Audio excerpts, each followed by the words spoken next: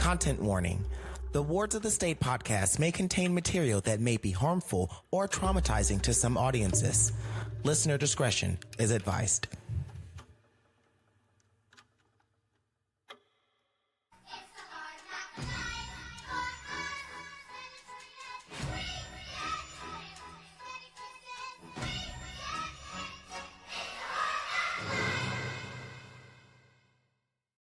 Hey, Light Shiners, welcome back to another episode of Wards of the State. We are coming up to our 100th episode.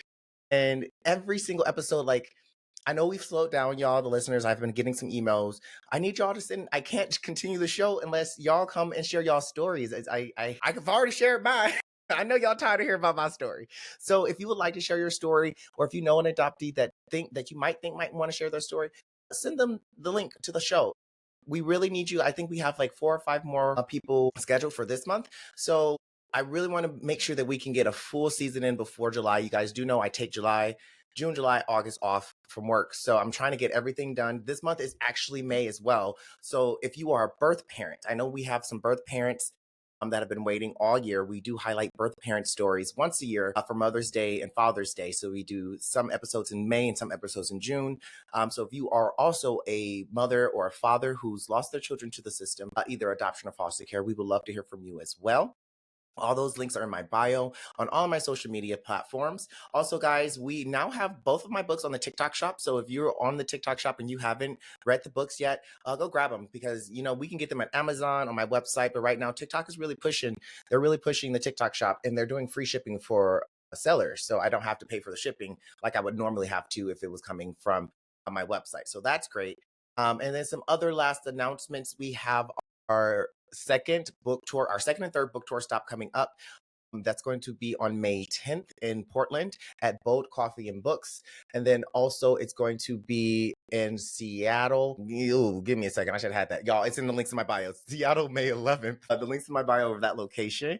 I'm also making videos about it on my pages. So if you guys are watching all my social media pages, you will be bombarded with updates on dates and things. I hope to see you guys all there. I know Seattle is going to be such an amazing time because all my family and friends are going to be there because I lived in Seattle for 7 years. So if you guys want to come to the Seattle book signing, it is free. It's completely free for anyone to come on all of the book tour stops. We've been fundraising or we've just been paying out of our pockets, working hard to make sure, because I wanted to make sure that everybody can have access. I didn't want, I know right now in the country, finances with the tariffs and everything, finances are getting hard for people, but that doesn't mean that they shouldn't have access to resources, right?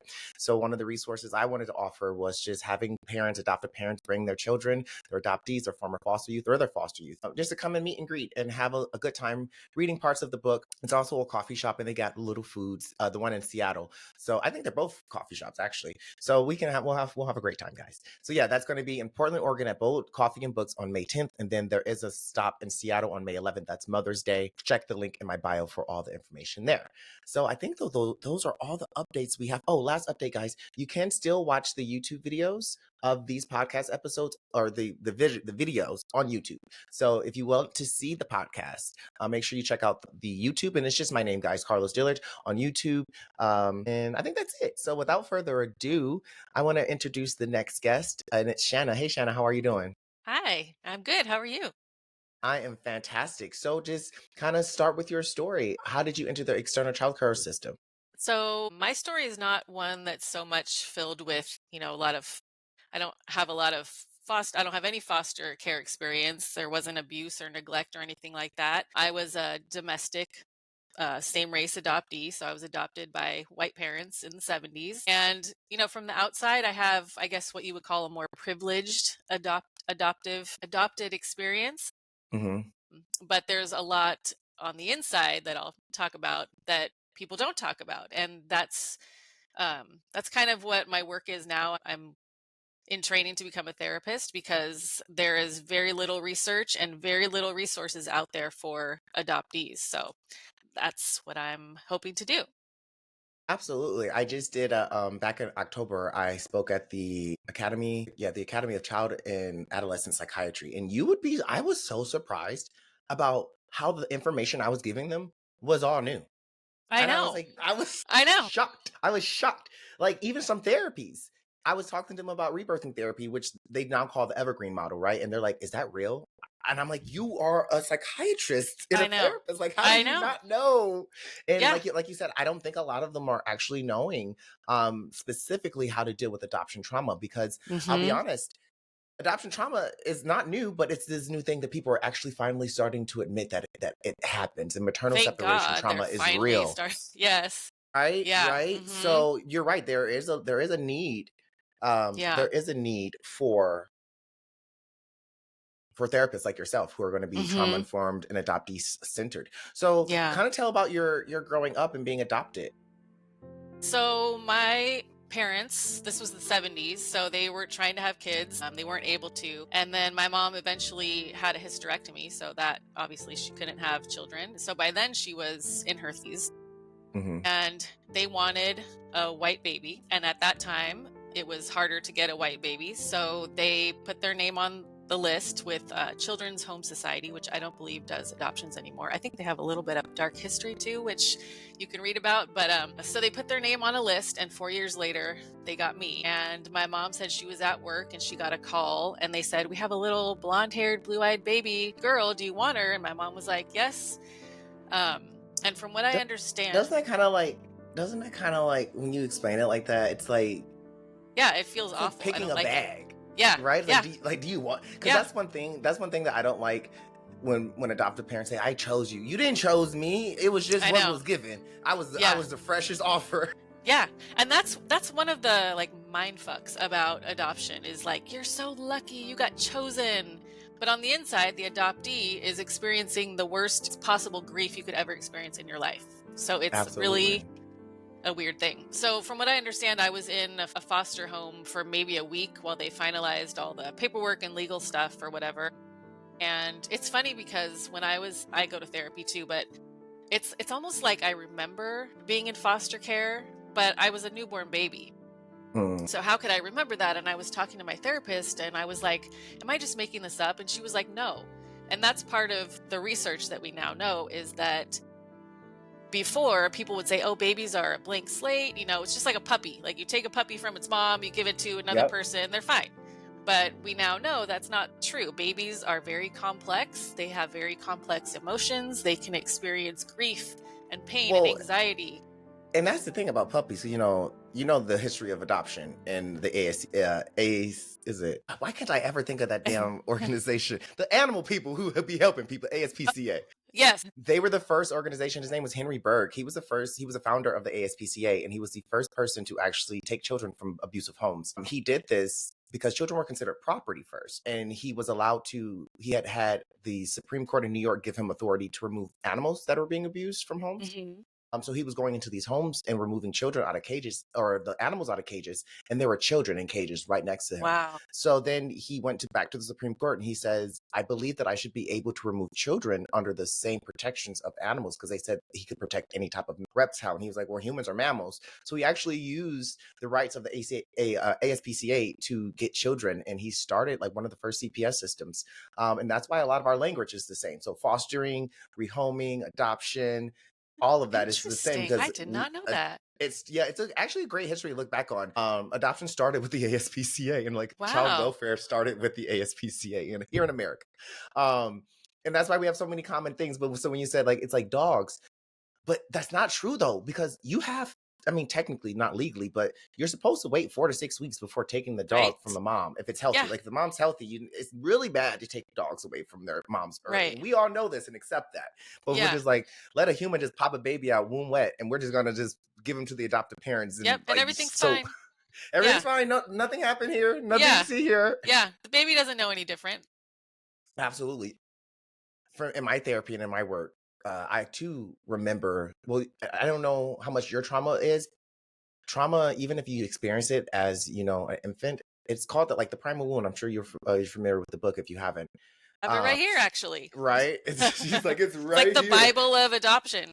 It really is. That I have a couple of them. I have a couple of them that are like the Bible of adoption, and I don't agree with everything that the adoptive mother is saying in there, but I do agree with the idea that we could just remove children and we think it's all okay, but we're not remembering that there's that wound happened. And Mhm. the mind, the brain is like a computer system. And a lot of people forget that it's actually the fastest, most powerful computer system on the Mhm. world. So you may not remember, but your brain does, because your Exactly. brain was there, right? Yep, So exactly. that's that unpacked, unhealed trauma, right? And maternal Yeah, separation trauma that you're like, man, I don't remember being a foster care. I don't remember being but separated you from. Why do feel I it. feel this? Because your Yes. brain remembers. So Yes. now you have the Yep, feeling. exactly. Exactly. Yeah, what I like to say to people is, like, imagine that you are a baby, toddler, whatever, and you witness your parents get murdered right in front of you. How would you treat that toddler? Would you be like, "Oh my gosh, you're so lucky. You have new family now. Oh my gosh, you're so lucky." Like, that's what we do to adoptees. You're so lucky. So this little baby or toddler or child is going through all this grief, but everyone around them is celebrating and having parties and smiling and laughing. Like, Gotcha days. yes, like how, like, it's so messed up. And so that for me created a lot of confusion because I was, as a child, looking back now as an adult, I was really depressed and I had a lot of fear. Like, I didn't even like going to sleepovers because I was afraid I'd never see my parents again. Like, all these little things. And but I'm so lucky, right? I'm so lucky that I have my And parents. growing And up, did your parents tell you you were adopted when you were growing yes, up? that's one thing that I will say they always told me, and that's really important for adoptees to know their history. So did they tell you, or did you just grow up knowing? Like, did they tell you at like such a young age that you Yeah, just kind my of like mom grew said, up knowing? yeah, she just told me, like, when I was a baby, like, but it was always framed in that, we chose you, you're so lucky. But I'm making my parents sound horrible, but No. they tried to, really put it in a positive light for me because, Yeah. again, like, they didn't know what they were doing either. There's no research, there's no And handbook for adoptive parents. that's the biggest. So you're probably familiar with my work, and a lot of people say you just hate adoptive parents. I'm like, I don't hate them at all. I Yeah. don't. But Yeah. you don't know what you don't know. And Right. there is, because of the adoption industry and because of all of, like, the advertisement and the marketing, everyone believes that it's just such an easy thing, and it's such Right. a wonderful thing, and it's just not. And we need parents to understand that when we're asking for reform and we're asking, for different therapies and different changes, it doesn't mean that you're a bad person. So it's like, just like your parents, you were explaining like, oh, well, they said you're so lucky and all of this. Well, they didn't know that that wasn't okay to say. Right. Yeah. They were, like you said, there's no rule book. They didn't have a lot of adoptee books or the primal wound like we have now. Like, these are Hmm. now resources that we have in TikTok and podcasts. Hmm. But in the 70s, girl, all they had was the news in the newspaper. Yeah, exactly.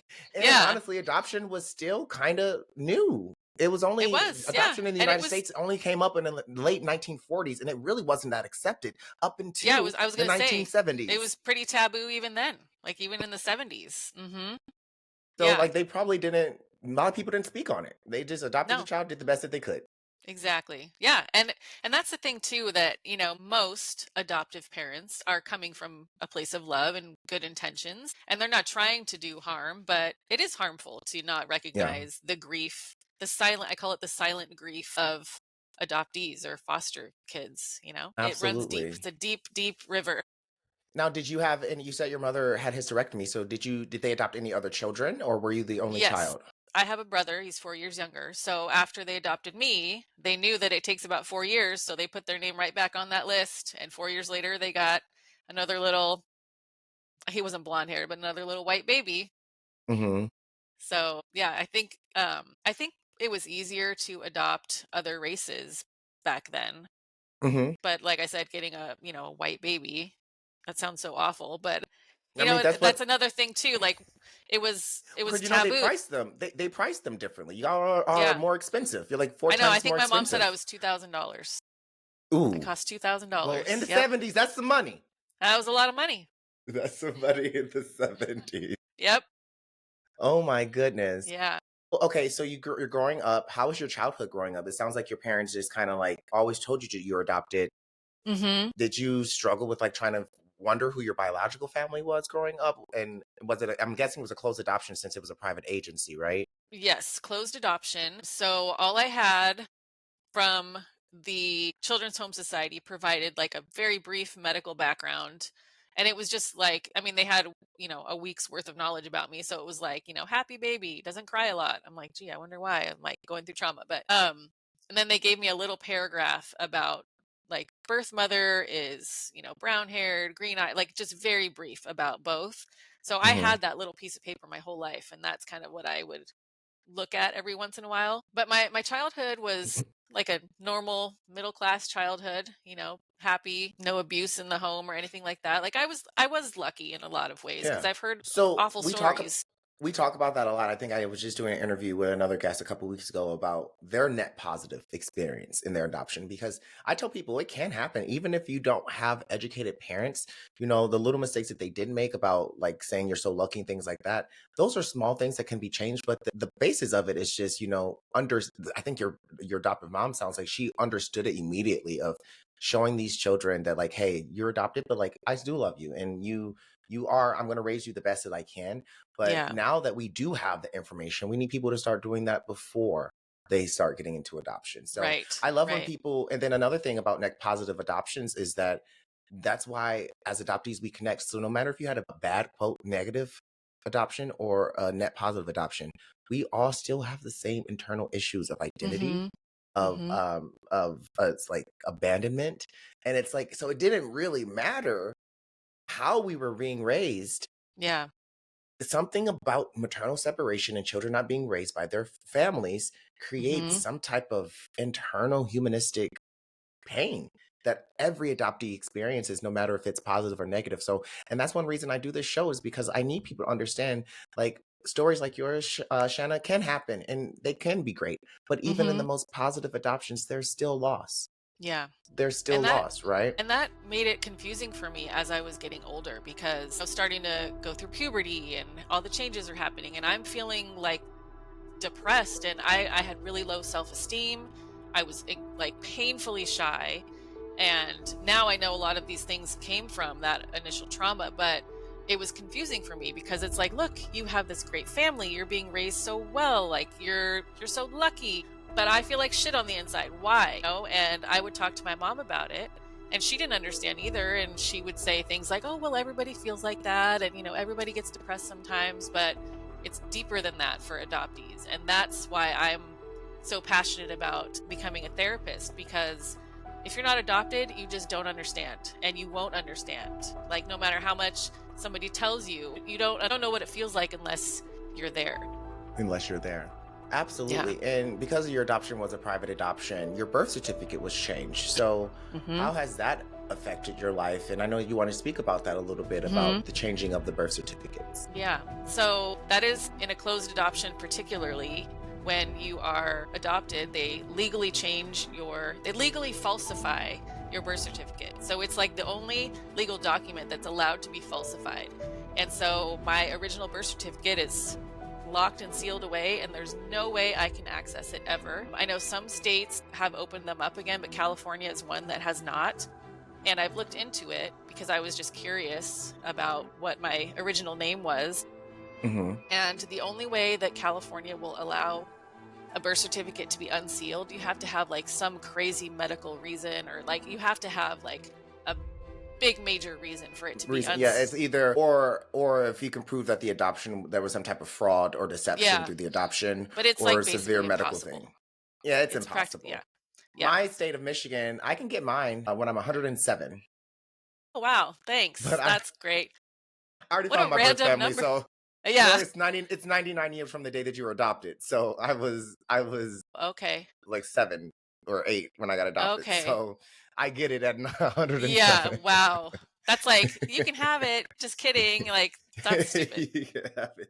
But no, I found my birth family, so I have all of my medical history now. But Yeah. it is an issue. But even, let's say, because guys, even in open adoptions, the birth certificates are still closed in every legal U.S. adoption. That's like when I have people who come up to me and they say, "Hey, I was adopted." I've had this happen a couple of times, and I say, "Okay, well," I always ask them. I say, "What's your parents, the parents that you know as your parents?" Because they always like, "I don't know if I was adopted. I don't know if I was kidnapped. I don't know." And I've helped adoptees who were just victims of kidnapping, like literally. Wow. And I was like, I've "Look at your heard birth stories certificate." about I was like, "Look at your birth certificate." And they're like, "It has a random name on it. I don't know the people." And I was like, "Your parents' name." And then she was like, "Well, no, it's the original." I was like, "And in the US, you will have an adopted birth certificate, no matter what happened. it's rare that you will get one. Maybe they will Mhm. put in some states they do be putting both parents' names on, but no, you will get an official. And they didn't have any adoption paperwork. The agency that their parents had said that they were like never existed, and Wow. that's always the first thing though. It's always a telltale sign when I'm doing like research for adoptees is I look at the birth certificate. Also, when people are adopted and they don't know that they're adopted, I've had clients come up and Oh. say, "Carlos, I feel like I'm adopted." DNA, but then if they do their DNA test and their parents don't, then like it's really, really hard. And then a lot of them Mhm. are older, like a lot of the older they're usually like 60 to 80. Mhm. They don't want to do DNA. They don't trust like the government, whatever. So Mm. we have to do just documents. So one of the documents that I look at is their birth certificate. And because they were never told that they were adopted, they think they're like, my parents' name are on here. And I'm like, okay, now look at the birth date and look at the issue date. Mm. If you're adopted, your issue date will always be a month or longer from the birth date. Gotta And check that's that. yeah, and that's because when you were born, most hospitals take 3 to 5 business days to Mhm. issue the birth certificate, right? So Mhm. most people have their issue date on their birth certificate within a week of their birth. Adoptees, if that date's like a month or longer, Yeah. so mine is 7 years issued. So if I didn't know I was adopted, why is my issue date 7 years Yeah. after I was born, right? So then you'd be Yeah. like, something happened here. Why did it take so long? It was reissued. So that's a little trick if you guys ever want to know if you might be adopted. Look at your birth certificate and see how long that issue date's away from your birthday. I'm gonna check that. I'm curious now. My birth certificate is so weird looking. Like now they're all pretty and like big. Mine's like this big because it's from the 70s. So I don't even know Yeah, if the issue date's on there. I'm gonna it go look might later. be. I've Yeah. only seen. It might be. Every birth certificate Yeah. I've I'm seen sure it has an probably issue is. date. Yeah. Yeah. So yeah, so the birth certificate. What are some issues have you found as an adoptee or just someone who works in the field that it causes problems? What are some issues? I think the biggest one is just identity because for me, I wanted to know. I did eventually meet my birth parents, and I can talk about that separately. But for me, it was just more curiosity. I wanted to know, like, who were my parents? Like, what were their names? What was my name? Like, it's just a curiosity thing for me. But I think for other people, especially people that don't have information from their adoption agency or anything like that, it's a really huge piece of information for people to have because a lot of people don't have anything to start their research on. They don't know anything. So it's it's very secretive. It makes it really difficult. And if you do have medical issues, that's another thing. When you go to the doctor, they ask you, like, does your family have a history of blah, blah, blah? And I always say, I don't know because I'm adopted. And I luckily don't have medical issues, knock on wood. But people that do, it would be nice to know what the history of that is. So, Absolutely. but I think the biggest thing is just the identity piece. Like for some people, that's all we have is the birth certificate. That's all we have of our past. Yeah. For me, the identity issue was the largest issue with the birth certificate for the longest time until I reunited with my birth family and my mom and my sister died. That's when I started to learn that there are actually legal consequences to having your birth certificate changed as well. So, as we know, legally, we're not legally related to any of our birth family. Yeah. So, this causes problems with making medical decisions for them, identifying their dead bodies at morgues, even kinship rights. My Mm. niece was here and I had to go through a traditional guardianship instead of kinship, which I had more protections as kinship. But Hmm. because I wasn't legally related to her, they considered me fictive kinship or just like a guardian. Huh. And that gives you different rights because if you are biologically related to someone, you have a little bit more rights with the courts and with the system to say, like, hey, no, Hmm. this is my family, they can stay here. But if you're just a guardian, then it's really just like up to the state or to the parent to remove them whenever they want to. So there are legal consequences. And even like my brother, he just recently moved in with us for a couple months to get on his feet. And I had to make sure that we have a medical release form for him because if he gets into an accident or Mm. something happens to him, I legally cannot, I'm not his next of kin legally. Yeah. So I would have to like call my brother. And I'm not talking to him right now, so I don't know what I would do, right? Yeah. My other brother. So there are so many things, legal things, right, about this birth Hmm. certificate that will affect the rest of our lives. Right. And for me, okay, great, adoption happened, but just like divorce, why don't we have a way out? Why can't I Right. just reverse this? Well, and why do the birth parents get all the protection and we get nothing? Like that was Absolutely. put into place to protect the birth parents at a time when, adoption was taboo and all that stuff. But what about us? Like Hmm. I get nothing. So I I really, also think I think it was there to not only protect the birth parents, I also think it was there to lie to people. yeah. Because Oh if you yeah, can sit because there and like say, you can kidnappings and say, yeah, like with Georgia Tan, like, oh, this baby came from a crack house and you're saving them when it actually just came from like a poor 13-year-old who was yep, raped by her dad. yep, exactly. Right? Yeah, So it's like, yeah, it allows them to keep up the facade of lying about our birth. And like every adoptee, every one of our parents can be crackheads. Every one of our parents can't be, leaving us on the side of a dumpster. Most of these people were just probably young, impoverished people, and mm-hmm, y'all played upon them and yeah, sold their child. And if they would have had that $2,000, I'm sure your mom probably would have been okay, or maybe a little bit considered, yeah, keeping yeah, you. You know, yep, it's insane, just like how we just erase identities, we just erase yeah. information, and we expect the kids to be okay with it. It's absolutely asinine. Yeah, I think that's what bothers me the most. It's just erasing. It's like that didn't happen. Just ignore that. That didn't happen. This is your new life now. You're just a puppy going to a new family. That didn't happen. So okay, so tell us a little bit about your reunification. You said that you did hmm reunite. What age were you, and how did that process work for you? So I was 22, 23, and I had just moved out of my family house. I moved up to San Francisco and I was like living my life. And I had been thinking about finding my birth parents for a little while. And the way it works with a closed adoption, at least with my agency, is that I had to send in some paperwork. And then if my birth parents had also sent in paperwork, then they swapped that They will information. So swap I it. sent Yep. my stuff in thinking, oh, I'm never going to hear anything. And then this was before the internet, really, too. Like email was just a new thing, like everything was through the mail. And, like a week later, I get a phone call. We have your birth mom's name. And I was like, oh my God, I'm not ready for this. Like, I was not expecting it that soon.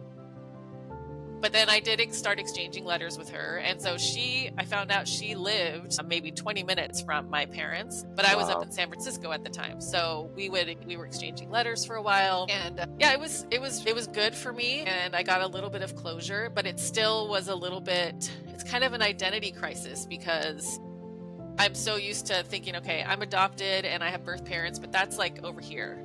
This is my Mhm. life. So now what's over here is over here. And I'm like, this is kind of messing me up a little bit. And I had found out my birth dad had passed away years before, but I did get a little information about him. And then my birth mom ended up passing away a couple years later. And I stayed in contact with her two siblings who actually live nearby. And I go to their house for, little family gatherings and stuff now. So And it's been great. do you have any biological siblings? No, none. None. And something that I always thought about, I had this fantasy. This is another thing with adoptees, is that we sometimes fantasize about what our birth parents look like. And I always had this fantasy that my birth mom looked kind of like me, but in my head, she was like a rocker chick. I don't like an 80s rocker chick or something, like a cool lady. And when I met her, I was a little disappointed that she didn't live up to that fantasy, Hmm. which is another part of adoption trauma that you kind of, fantasize because you don't know. But she never got married, never had kids. And I, at first, kind of blamed myself for that because I was like, oh my gosh, she probably was so guilty about giving me up for adoption that she was sad and never had kids. Like I kind of took that on and I had to deal with that too. But so there's like so many layers of all of this stuff. So many layers. It's, And yeah. did your mom ever share why she chose adoption for you? She didn't, but I put some pieces together. So she was a senior in high school and got pregnant, and my birth dad was 20 something. So in my mind, I've painted the picture that it was like a little spring break, little love affair, and he was from out of town. So they hooked up, she got pregnant, and then she's a senior in high school in the 70s pregnant. And I think that her parents forced her to give me up for adoption. I don't think it was her choice, but I have Yeah. not confirmed that yet. Okay. Well, thank you Yeah. for sharing that. And that's Yeah. usually, like I said, young and poor. That's Yep. Yep. usually the case, young and poor. Mm-hmm. Well, Shanna, we're going to take a quick break. When we come back, we're Okay. going to talk about more about the changes that you would like to see in the adoption industry, newborn babies not being blank slates, and more about how therapists need to be more trauma informed. So we're going to take a quick break and we'll be right back. Okay. Hey, Light Shiners, welcome back to War to the State podcast. Make sure you guys are leaving us a 5-star, 1, 2, 3, 4, 5-star rating and review on Apple Podcasts. And also make sure you're subscribing to us on Spotify. And like I said at the beginning of the show, we now are doing video podcasts on YouTube. So make sure you check out Karlos Dillard's YouTube. That was weird. I just said well, it's the name of the YouTube. It's just my name, y'all. I hate talking about myself in third person. Also, like I said earlier in the show, make sure you send this to someone who would like to share their stories. Shana is just sharing an amazing story about a net positive experience, but even still talking about that loss. And I think that these are the type of conversations that a lot of adoptive parents, because so many people, when they hear, especially like adoption reform, they think that you're anti-adoption, you're anti-children finding safe homes. And absolutely, that's not the case. We would just like more legal protections, right? And more protections for children and more rights for children as far as birth certificates and on adoption and annulment and then honestly just people being more educated and like we were saying having more therapists educated and having more parents educated. So it's really important for us to share stories like Shanna's because it's a net positive experience. So there's nothing that her adoptive parents necessarily did wrong, but adoption itself starts at a loss. And if we don't acknowledge that, then we're going to have a lot of traumatized children. And we see the statistics that adoptees go through with their mental health and addictions and things like that. So with that being said, Shanna, we were talking about before our break being infants, and I want to hear about what your theory is or what your idea on the blank slate theory. What is, even though I know technically it's already been debunked, like there's Yeah. no blank slate theory, but we still No. hear about it a lot when people say like, oh, you're a newborn baby, you don't remember anything. Yeah, that's kind of been the thinking for all of history up until very recently, that babies are just, you know, just a blank slate. You know, you can just they don't have complex emotions or feelings, but we know now that's not the case. Like babies can experience depression and anxiety and grief and fear and all of the same exact emotions that grown-ups can feel. They just can't express it in the most complex of ways. So even though they can't say like, hey, I'm depressed, where's my mom, I can't find her, all of those feelings are in the body, being stored in the body and being stored in the mind and come out later in life. So it's a lot needs to be done to educate adoptive parents on what to do for their little babies. Like again, I'm not anti-adoption. I'm pro education for adoptive parents because Yeah, there's a I lot that tell you you, I can say do. not anti-adoption, I'm pro-reform because Yeah, we need to. I like that. And here's the thing: there's no system in any country that's going to be 100% good, right? And Right. that's Yeah. what it frustrates me so much because I'm like, this is a system, and it actually has a $25 billion private sector, an industry, Mm-hmm. and we just think it's okay, and nobody's going to check, and nobody's Yeah. concerned. Yeah. Just Well, and I think, like, and a lot of it, I think a lot, maybe part of it is a lot of it's tied to religion. So it's like, you know, the religious part, love and light, and, you know, all of that stuff. So that kind of complicates things in a lot of ways, I think. But, and I'm not religious. I'm more spiritual. So I might have a little negative reaction when I hear, you know, all the religious stuff tied to it. But yeah, I think one thing that I want to do is start training adoptive parents on what they can do. Like, for example, I know that when I was a baby, at that time, you put your baby in the crib at night alone and you let it sleep by itself. And it's sort of the cry it out method. Would you, if you had a little toddler that just witnessed its parent dying in front of them, would you let them cry it out alone all night long? Probably not. So just little things like that, like a little newborn baby going through grief needs to be held all the time. Like you can't hold it too much. That theory, like the baby's manipulating you by crying and you're holding it too much, like that is false. Hold that baby all the time, you know, skin to skin or whatever. Like just give that baby all the love and attention. Like just little simple things like that. Like cry it out method, bad. Don't do that. bad. No, and you know, Yeah. so I started doing lived experience consulting about 2 years ago, and it's a field that there aren't many of us. I think I know a handful. Isaac Ether is one. He's an adoptee. Myself, and there's like a few other adoptees I've met online who offer lived experience consulting. But there's not because there's like no. You need to be an adoptee to do it first. Right. Of all. Well, and I think people don't realize how it's needed. Like people don't And it realize is that ne- It's Well, needed. and the issue, well, and here's the issue is we have a with this we have some classism, some capitalism, some racism. All of the isms are in there, right? Yep. Because people even ask me like, "How are you qualified to teach for psychiatrists and all of these people and these doctors?" And I said, "Because I know Mhm. something that they don't know. Yeah. Just because I don't have Yeah. letters behind my name does not mean I'm less smart. I have Right. they have a different experience than me and they want to work in a field where they're going to work with people like me. So if they don't Mhm. have that experience, then let me show them and let me educate them." Right. And I think that that's a lot of it, especially like for me, it's being a childless person by choice. Like I don't Mhm. want children. Mhm.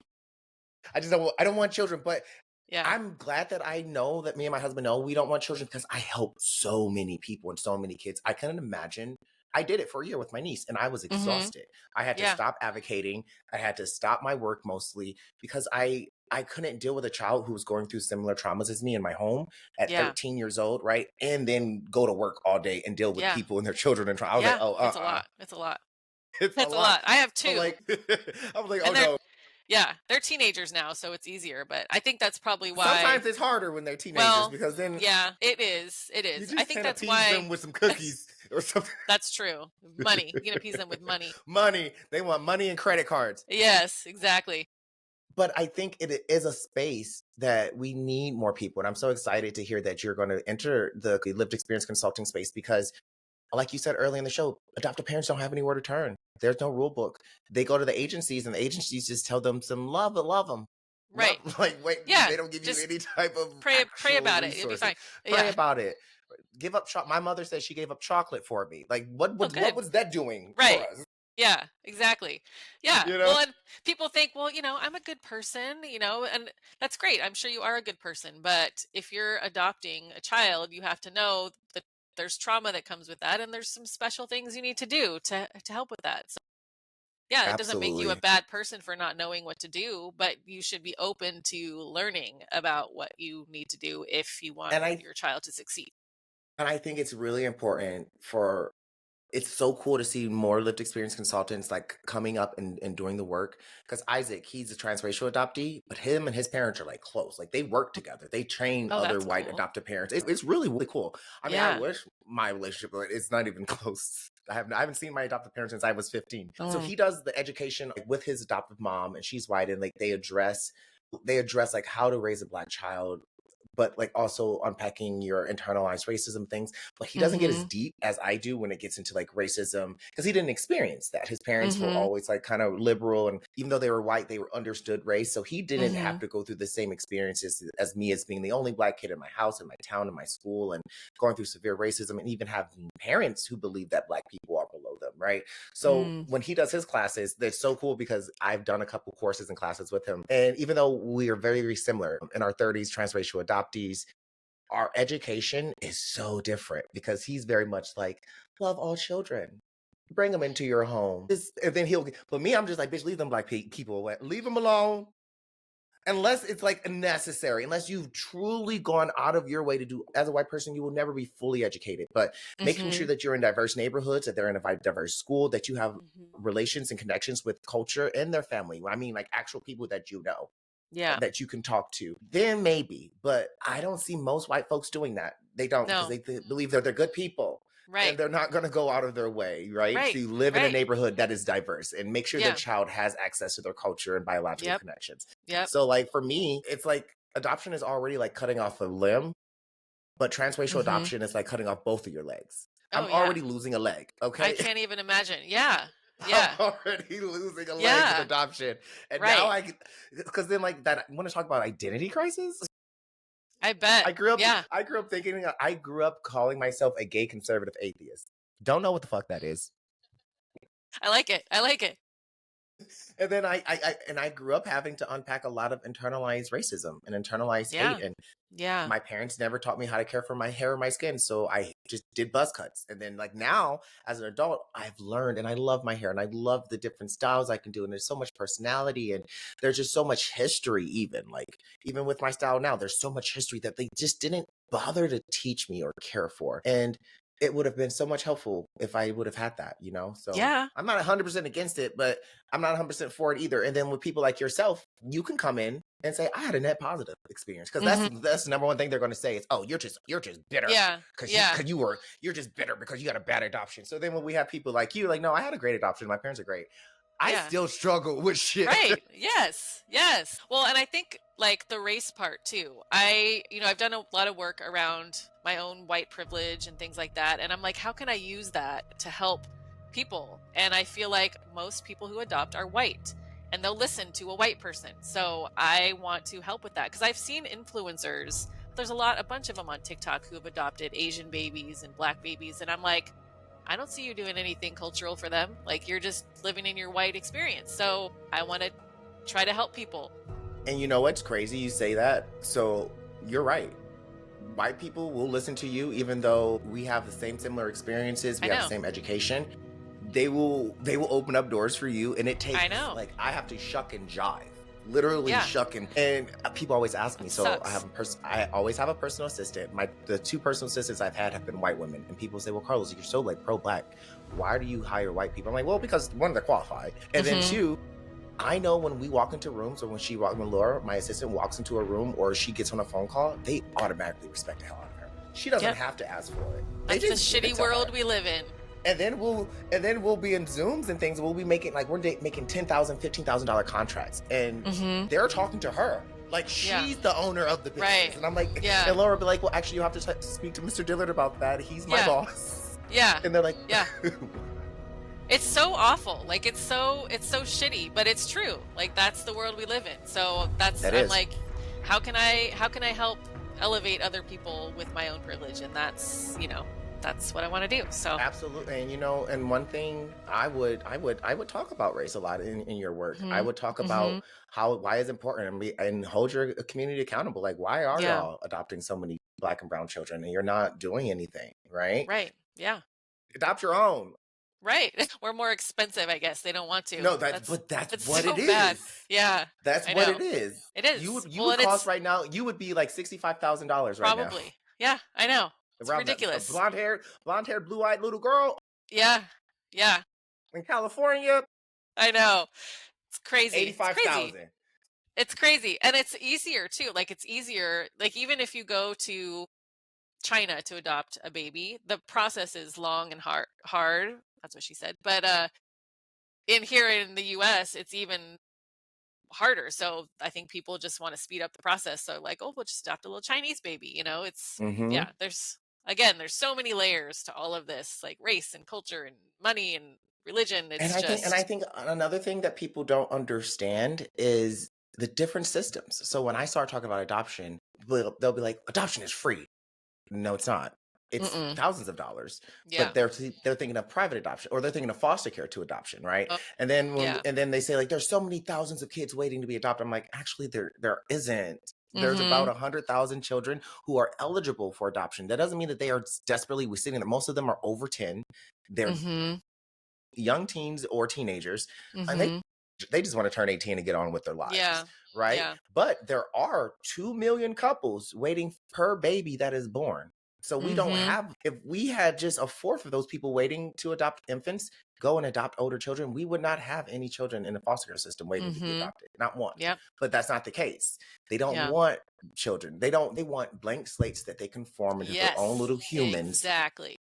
and it Yep. won't work. And then they get upset when it doesn't happen. And then that's why Yep. we have a lot of adoptees going to troubled teen institutions. We have a lot of Mhm. adoptees being rehomed on Facebook like Oh, animals. that pisses me off so much when I see that. It like breaks my heart. And some of these kids are getting rehomed 7, 8 times. I can't even like when I see those, I can't even watch them. It just breaks my heart. Like that's my soft spot. I need to like work on healing that because it just breaks my heart when I see that. I just can't even Hmm. imagine. There's this show, I forget the name of the show. Finding my Finding My Family. No, it was something about, it was on TLC. And it was speed dating adoptees. So like these kids were in foster care. And they would set up these events, like these speed dating events. And the kid would sit at the I table. think I did see some. Oh, yes. I hate This this. kid, Yeah. and then like they would have like families rotate, and then they would have to choose. They like the families would choose which kids that they were interested in. And I was like, this is, don't y'all see that this is disgusting? disgusting. Like, This that is is gonna mess that disgusting. kid up so bad. Like, you think, in PE when you like when they used to pick teams and you're like the last And one. nobody chose you. Yeah. How can you imagine like at an adoption event and nobody But chooses so you? Like, one episode was this 16-year-old black girl, and she's like, I've been coming to these for five oh, years. I can't even. That And she just goes, breaks my heart. but she ends up finding this older, like 70-year-old lady who was Uh-huh. like a retired librarian, and she was like, hey, I just want to help somebody. And she ended up adopting her, but like she fostered her for like 2 years, and then she adopted her when she was 19. So I was just like, Okay. okay, that was kind of cute. That kind of worked out. Yeah. But Okay. like, gee, can we Ugh. not do the speed dating? Can we do a different system? Like, why are we treating kids like it's like I go back to the puppies. Like, why are we treating it like you're at the pound for adopted like this is the pound for adopted kids? Like, just go pick the Hmm. one you think is cutest, I guess. Like, what are we doing? That's what people did in the past with Yeah. orphanages. They would just It's go and horrible. I'll take that one. Yeah. Actually, BOGO, buy one get one. I'll take two. Right?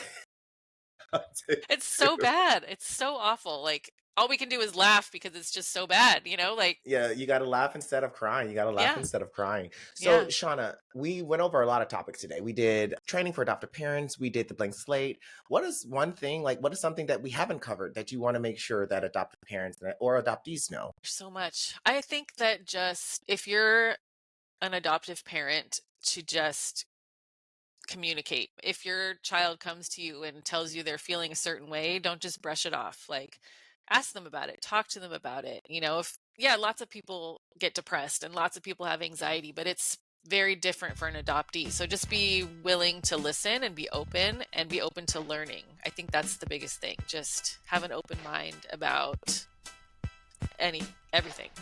Yeah, and don't take it personally when people try to educate Yes. you, because I run Don't into take it that personally. so much online. Yeah. With people taking it personally, like, you said I'm a horrible person. I said I never said that. You thought that Mm-hmm. from what I'm saying because you were Mm-hmm. picking up the shoe fit. So if the shoe It fit, usually does. tie it up and learn how to run with it and get better at what you're doing. Because you shouldn't, like, when people say, like, I compare it all the time because I have like on my TikTok I say that adoption is slavery, or like all adoption could be human trafficking. They say, are you saying all adoption is bad? I was like, no. Mm-hmm. But if we have so many children experiencing bad adoptions and experiencing loss and grief, even in positive adoptions, let's look at reforming it, because Yeah. kids should not feel like this. Yeah. And she's like, well, why do you say it's all? And I compare it with men. When women say all men are dangerous, I'd be like, yup, Huh? yup. And then they'll be like, wait, you're not a dangerous man. I'm not one, but I do know that most men are not me.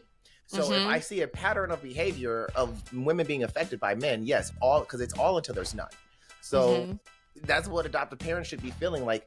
I understand that you guys don't want to be shown in a negative light. Well, speak the fuck up and stand the fuck up about these parents that are doing horrible shit to their adoptees and these systems. Don't just sit here and be like, well, I did a good job. Okay, well, speak up about what the atrocities that are happening, right? Yeah. Yep. Yeah.